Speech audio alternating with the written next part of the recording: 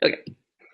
Hi, I'm Sharmila Ganapati, and I'm moderating the 4th Google Hangout session of the 4th International Women's Day edition of our Read for Pixels campaign.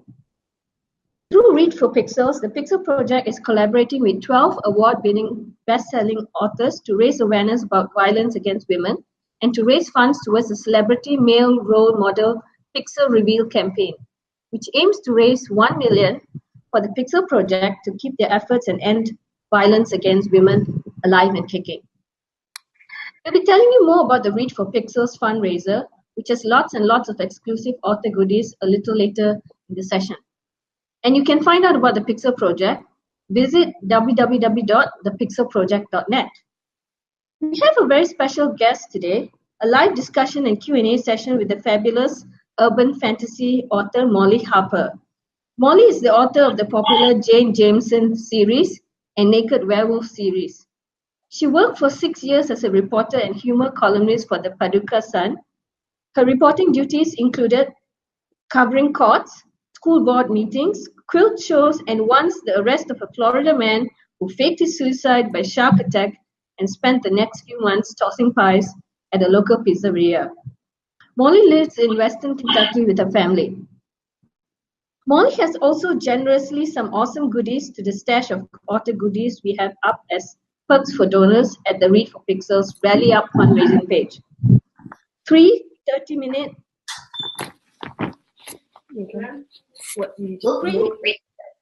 Free 30-minute one-to-one Skype chats with Molly, video chat with Molly on anything from live to writing. 3 special Molly Harper goodie bundles comprising three special Molly Harper goodie bottles comprising 1 signed and personalized copy of Sweet Tea and Sympathy, 1 McCready Family Funeral Home and Bait Shop tote bag, It's All Fun and Games magnet, 1 Jameson Nightingale family button, 1 Cooper family button, 1 cupcake sprinkled with jealousy candle, and 1 11-page printed signed copy of Ain't She a Peach? So please give generously. All funds go towards the Pixel Project Celebrity Male Role Model Pixel Reveal campaign to help and end violence against women. Welcome, Molly. Thank you for being here today. Thanks for having me. Yes. So we'll start with the interview right away.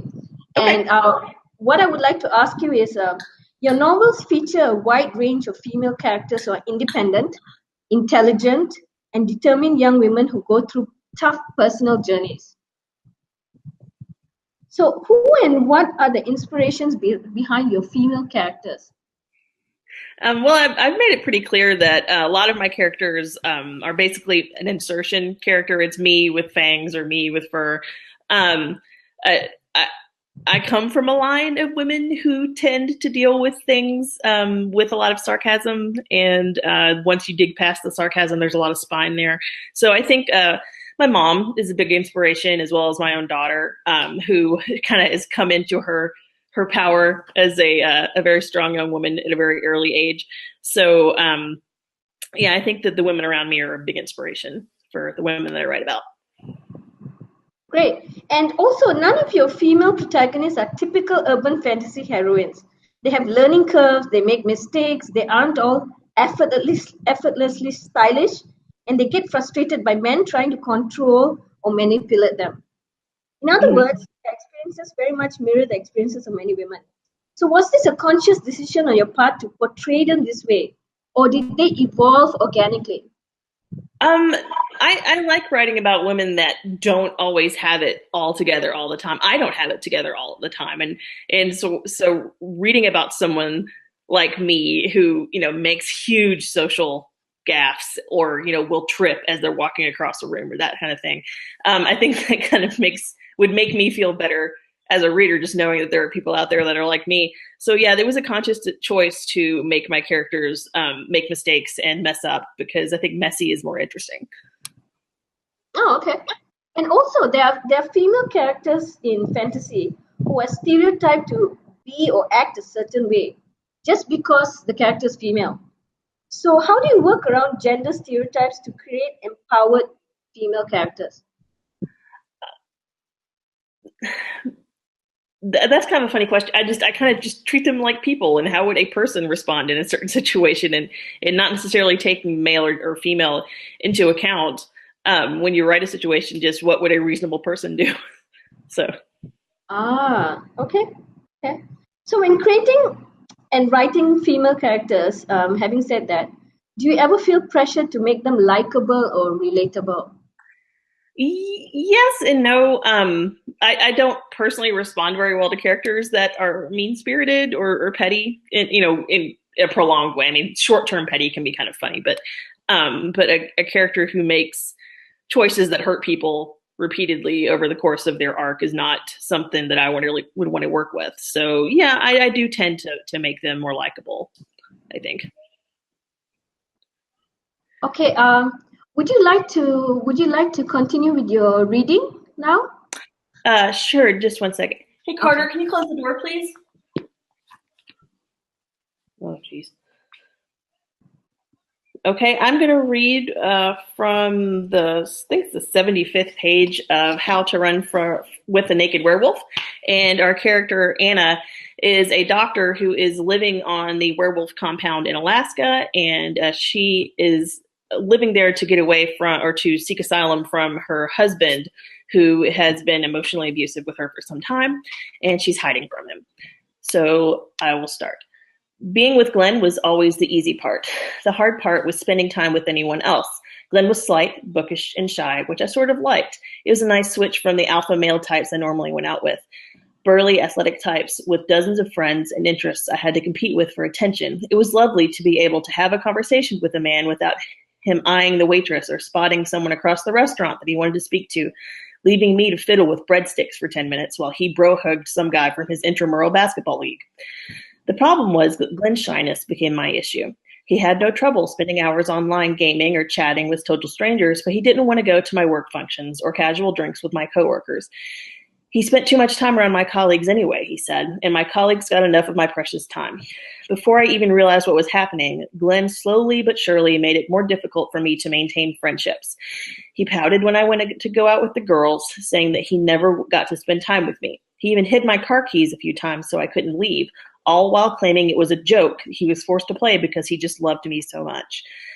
Of course, I couldn't tell my friends, Glenn doesn't want me to spend time with you, because that made it sound so unseemly and controlling. So when I retreated from those relationships, my friends thought it was my choice. I was one of those women who couldn't maintain friendships after they got into a relationship. I was a Cosmo cautionary tale in more ways than one. As time went on, a lot of Glenn's problems became my problems. We committed to each other. We moved in together. It seemed petty and short-sighted to leave my fiance because he was a little needy. His demands grew so incrementally I didn't even see how unreasonable they were becoming.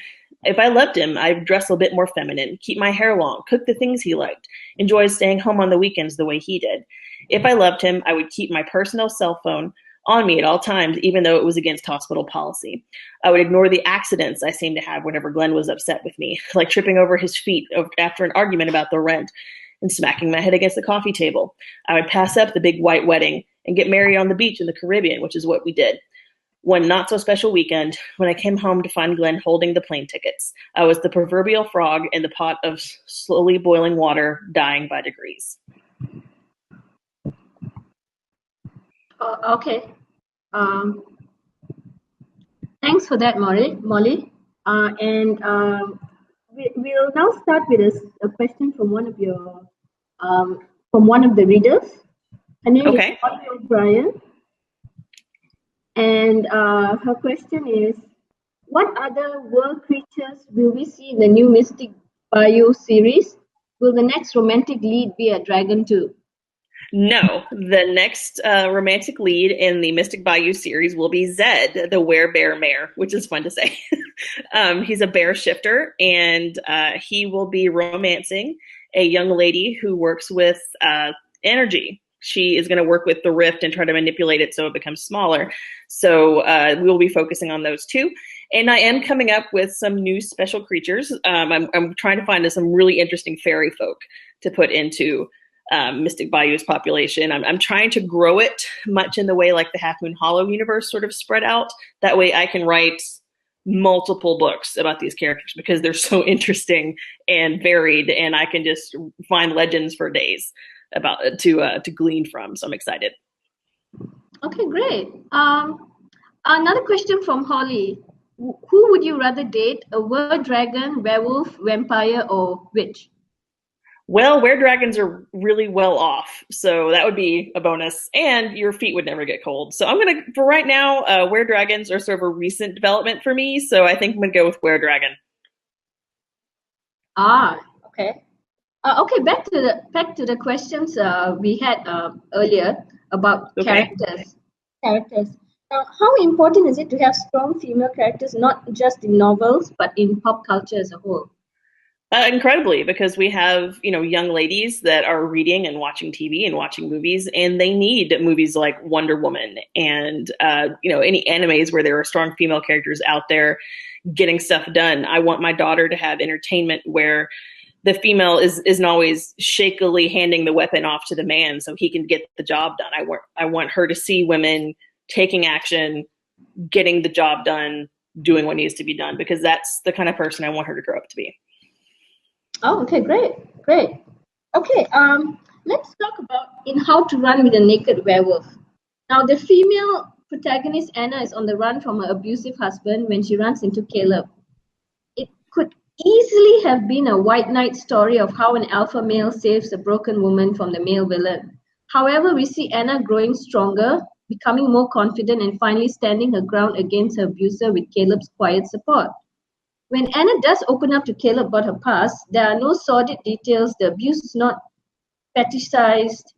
He does not judge, and he remains respectful of her boundaries.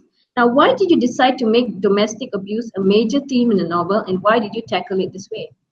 I'd never written a story like this before, and it was something that I after studying the terrain of Alaska, you kind of understand that people make the conscious choice to live there. You just don't sort of accidentally stay in one of the roughest terrains available to man to live. So, what would make someone live there? Well, they're hiding from someone. And unless, they're making the choice just because they love it. So I thought, well, I want a character who is on the run, and this was a last place where she could hide. And what would she run from? Well, a pretty standard choice is a husband, a woman with a past, a man who it has hurt her. And I didn't want to make the violence over the top or, lurid. It's something that she's gone through, but it doesn't define her as a person. And she's stronger for it, but she doesn't figure out how strong she really is until she has to make that stand and say no more and get him out of her life for good. Okay, we have I have another question. What steps did you take to ensure that violence against women is presented realistically and effectively without falling back into lazy tropes that make the female character suffering a vehicle for man pain? That's a good question.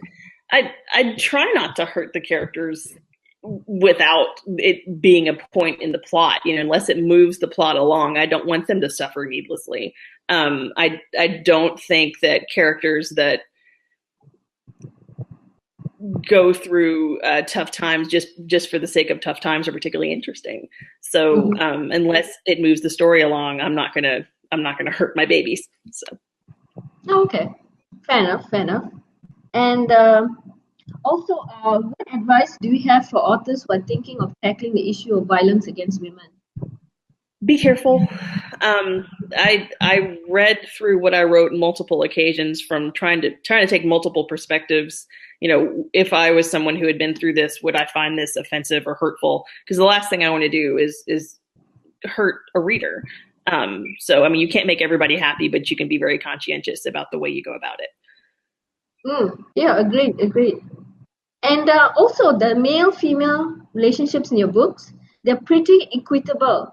So even though your male protagonists appear to be alpha males and they respect, support, and they appreciate their partners as well, their female partners. So do you think it's important for authors to include characters in your stories that show readers the importance of respecting women as equals? Yes. I've been with the same man since I was 14 years old. He was my high school sweetheart. We've been married for 17 years now. And we grew up together. So we are very much equals in our marriage. Just because our personalities were kind of formed along the way. And he got used to how outspoken and sometimes immovable I can be. And so, yeah, I think our marriage is very much a marriage of equals. And that's the kind of story I want to see when I'm a reader. I want to see a woman who has just as much say in decisions as her partner, and a partner who understands that she is just as intelligent and capable as he is. I wouldn't want to read about a woman who just kind of shyly, hands the power and the relationship over to her partner and then just sits back as a passenger. Okay. And also, the thing is, in fantasy books, the line between consent and coercion is not always very clear. So do you think that this is an issue that writers are actually tackling, or do you think it's an issue that hasn't been fully addressed?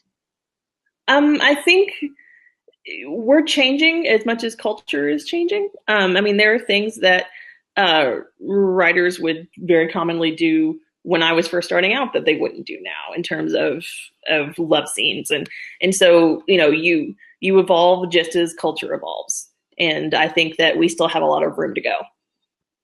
Right.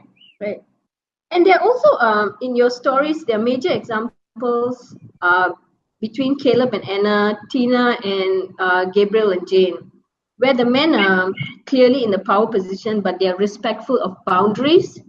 Mm-hmm. So your characters, male and female, are always clear about asking for, receiving and communicating sexual consent. Now, why did you decide to make the line absolutely clear? Was it an organic part of the creative process? Very much so. I've never really enjoyed forcible interactions when I read, so I really wanted enthusiastic consent. Even in the books where I have had some coercion, or I guess overwhelming attention, I'm pretty careful to make it clear that both partners are enthusiastically involved. Okay, great. We have a question from Regina. Okay. Some people say that women can't be funny, and comic fantasy writing lists seem to be dominated by male authors. So obviously your series smashes that stereotype. How do you think we can change the stereotype of women have no sense of humor? I don't know. The oddest thing is I don't know where this idea that women can't be funny comes from, because I think some of the greatest comics in modern times have been women. Lucille Ball and just so many women come into mind. But when you think about that, I think just getting out there and putting our work out there and making it inescapable, I guess, in a way, is the only way to convince people that we can be funny.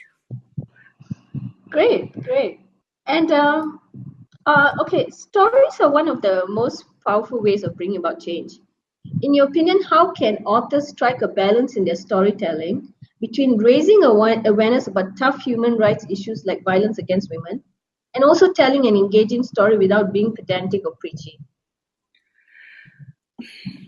Well, I think, coming at a story from the point of, this is the story I want to tell, and then along the way making sure that you're hitting all the right beats in terms of consent and respective boundaries, and making sure that the male character is showing proper appreciation and respect of the woman that he's with, and vice versa.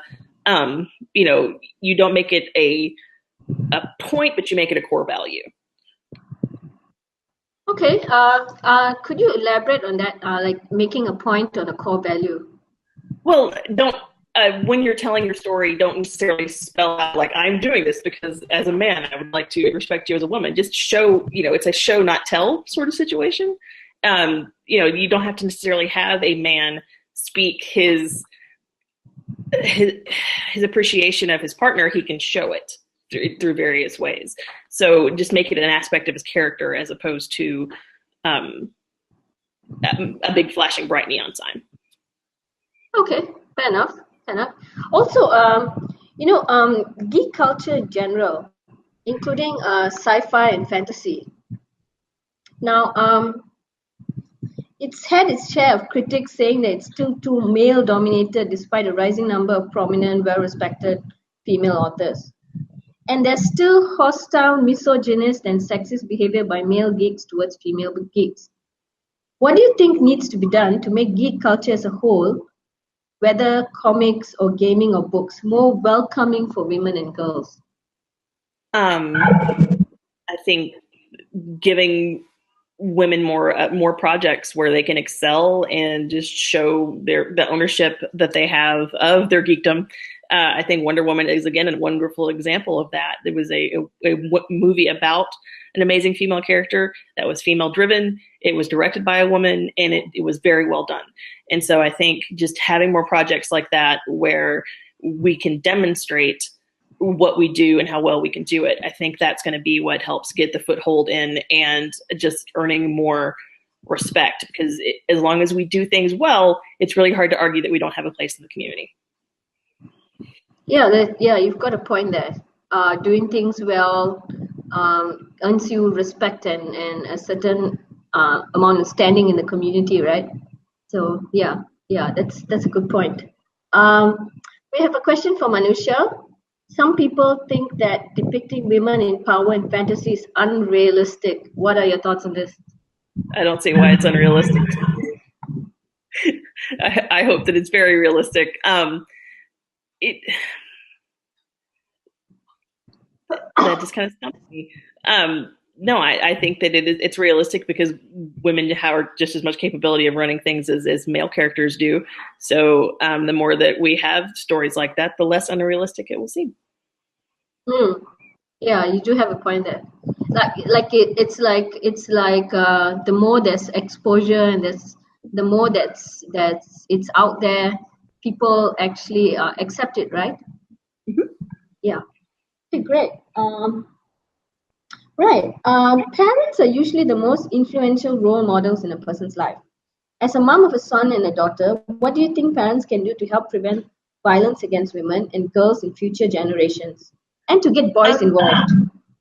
I think that I've actually been pretty careful about how I've talked to my daughter and my son about interactions with the opposite sex, and Darcy, I'm very careful with how we talk about the boys that she's interested in, and how they should be talking to each other and what's acceptable and what's not. And with my son, he's so much younger, he's not even 10 yet, and just talking about how to approach interactions with other people and how to be respectful, and what they owe him in terms of interaction and what they don't owe him in terms of interaction. So you just have to be really careful. Sorry, speaking of children, just be careful of how you train them in terms of just social currency and social interactions, and how they approach other people.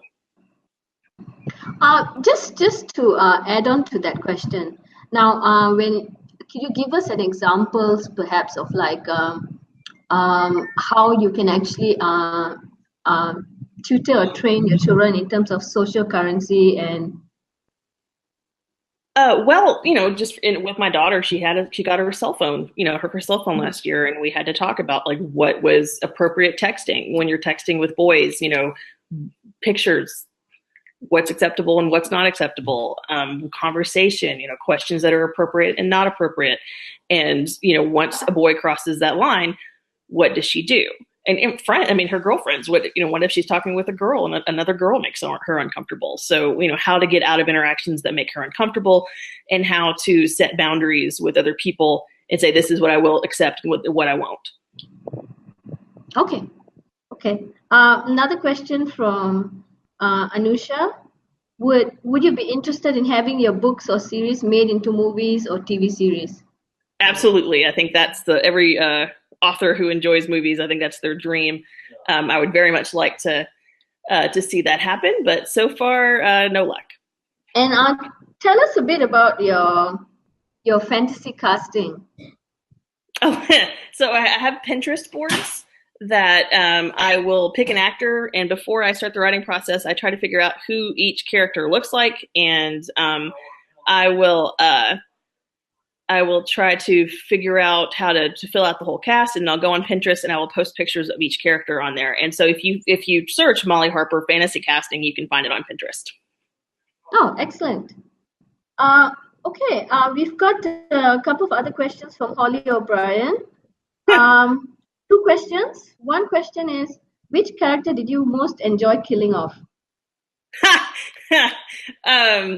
Would it be spoilers? Is there spoilers? Okay. I'll leave that up to you. Okay. Well, if it's spoilers, I really liked killing off Eli. He was so smarmy in the Naked Werewolf books that it was very enjoyable to see him taken down. But Missy, the real estate agent from the Nice Girls books, that was my most enjoyable kill, just in terms of the character using objects around her, because she ends up staking a realtor with one of her own signs. So that was really fun. Oh, that's funny. Yeah, it's cool. And Holly has another question. How would Dick Cheney do with the new Me Too culture? I think Dick is evolved enough that he wouldn't want to hurt people's feelings. If he knew he was making people uncomfortable, I think he would shut it down, his own proclivity towards inappropriateness, just because he loves the women around him, and he would not want to make them uncomfortable or hurt them. So he would probably tone down his own behavior, and he would probably go through his t-shirt collection and cull out the most offensive ones. There would be a lot. Okay. So as a female author, do you think it's important for stories that prominently feature women to pass the Bechdel test, where the women talk to each other about something other than a man? Oh gosh, I hope so. Do my books pass that test? Is that the question? Yes. Yeah. I sure hope so. I know in a lot of situations they're sitting around talking about the current crisis and the danger that they're in.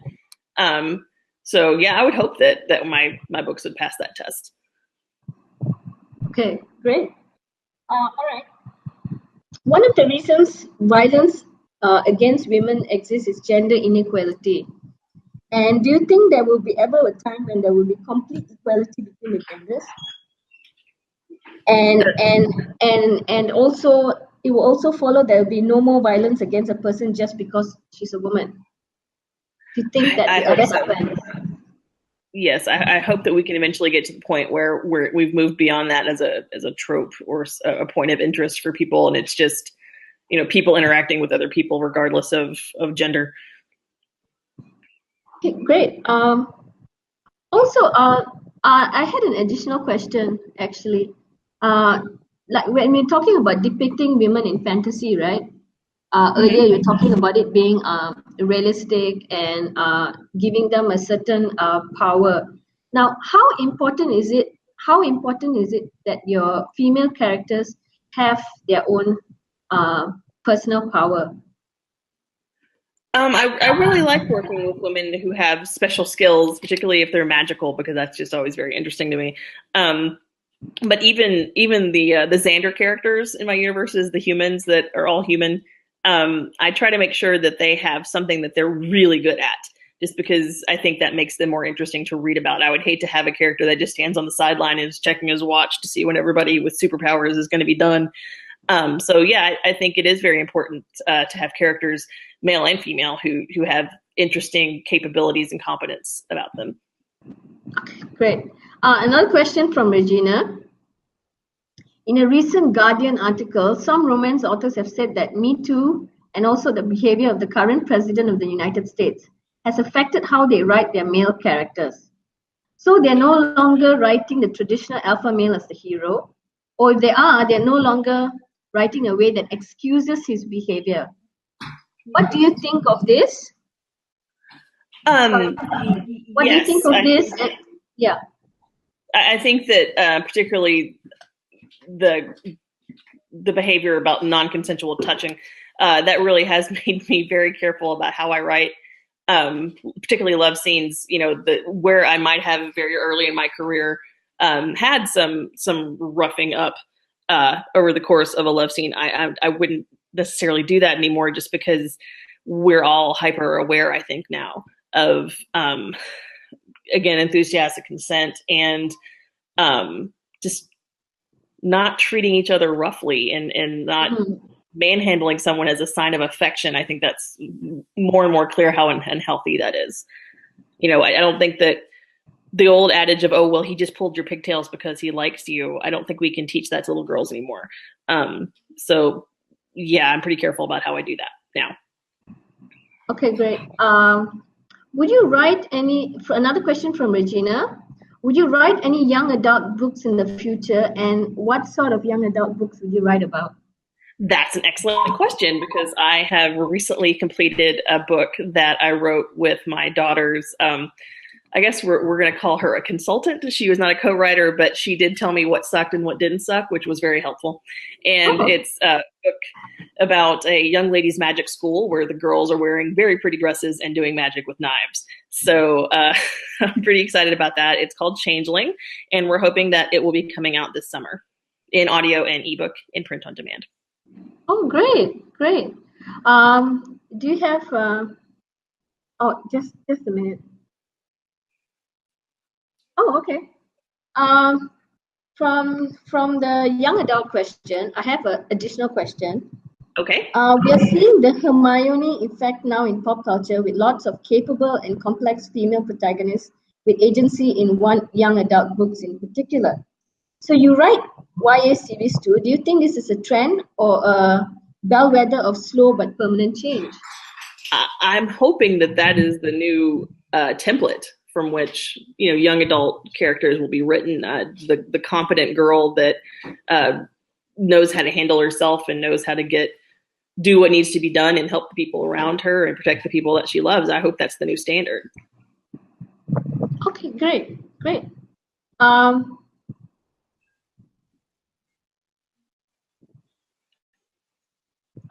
Just a minute. I see more questions coming in. Just a minute. Great. Yeah. Would you ever tackle a LGBT romance?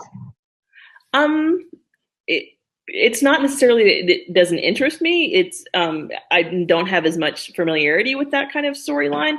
I wouldn't say no. It's just not something that I write very often. Okay, great. So there is a possibility that you might. Mm-hmm. I mean, there's always a possibility. I have written some characters in that community.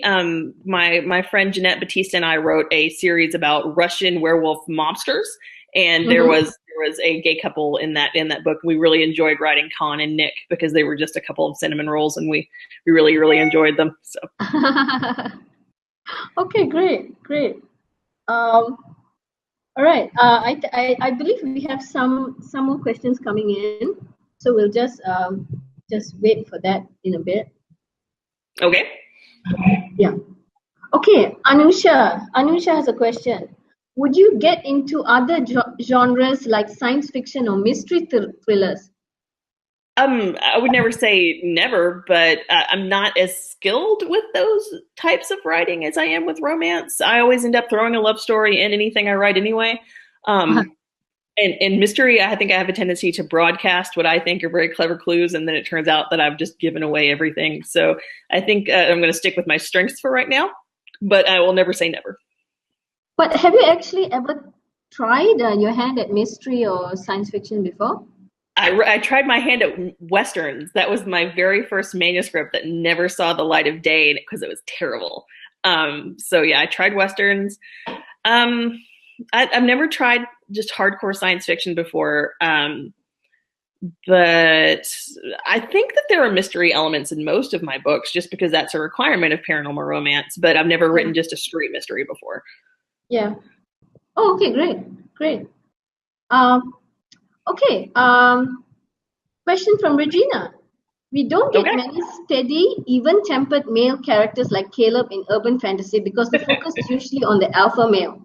And while Caleb looks like an alpha male, he doesn't behave like one while interacting with Anna. Who is your inspiration for Caleb? So all of my books all my heroes are based on my husband, David. He will tell you. He's over in his chair right now posing. It's amazing. Yeah, David is the template from which I work with for all my male characters because he is very steady and strong and even tempered, and he is the person that I hope that most of my male characters come across as. So. Okay, great. I'm waiting to see if there. Oh, we have a comment from Holly earlier, which I forgot to actually mention to you. But Holly O'Brien actually said that she loves the werewolf series, and she said she thinks Cooper is her favorite, but it's hard to choose. There's a hardcore Cooper versus Caleb debate, as far as I understand it, amongst the Pixel Project. So I couldn't choose between the two of them, but I definitely agree that Caleb is the more functional of the two. Functional, yes, I agree as well. He owns his own feelings, as opposed to Cooper, who doesn't make great choices sometimes. Right. Okay. I believe we've covered all the questions we have for today. Mm-hmm. So I will just go through again and see if there's anything else. But I believe we've answered all the questions for today, including your questions from the fans. So I would like to thank everyone for attending, and I also like to thank you, Molly, for attending as well. And I just want to wrap up by saying that, as mentioned earlier, Molly has also generously donated the following to the stash of author goodies we have of perks for donors at the Read for Pixels Rally Up fundraising page. 3 30-minute one-to-one Skype chats with Molly, video chat with Molly on anything from live to writing.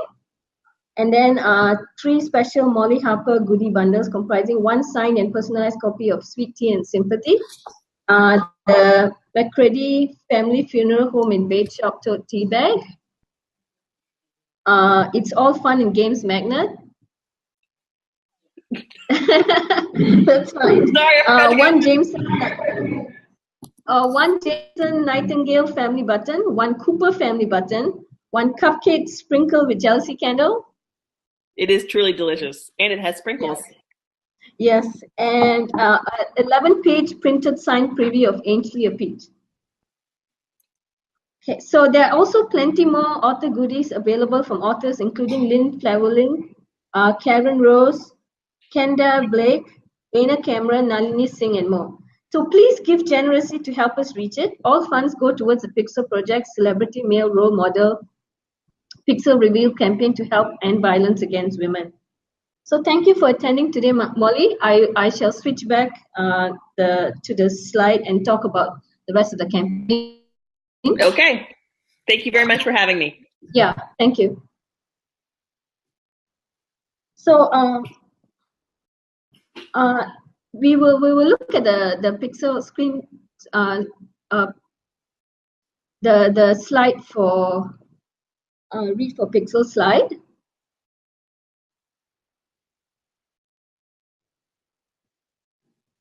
I think I'm still on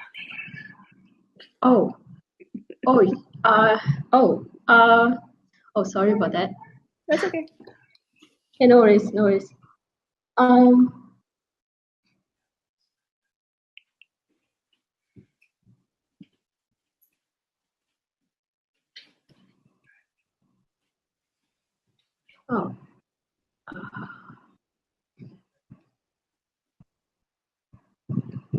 It's fine, baby. Just get it. Just a minute.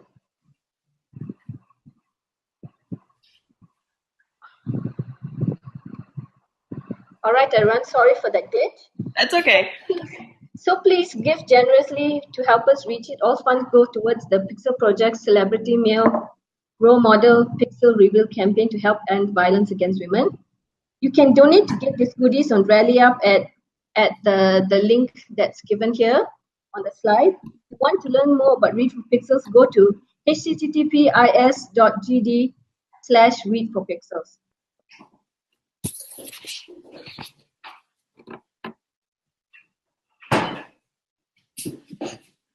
It's okay, babe.